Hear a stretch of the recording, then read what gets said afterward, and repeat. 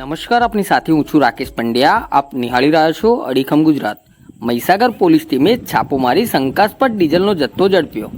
મહીસાગર જિલ્લાના સોનેલા ગામે ચિરાગ બોરવેલના ગોડાઉનમાંથી લુણાવાડા ડીવાયએસપી અને પોલીસ ટીમે બાતમીના આધારે છાપો મારી શંકાસ્પદ ડીઝલનો જથ્થો ઝડપી કાયદેસરની કાર્યવાહી હાથ ધરી છે. સાથે સાથે ફાયરને એનઓસી ન હોવાના કારણે સીલ કરવાની કામગીરી હાથ ધરી છે.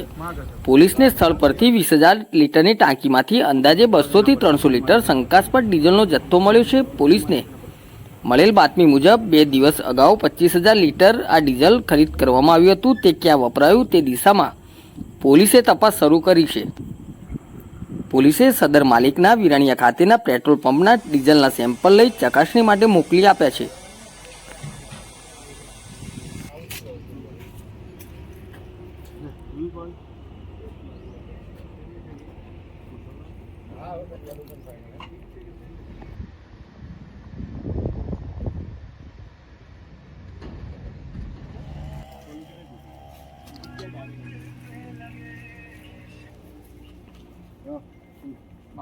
डीप ला हाँ डीप ला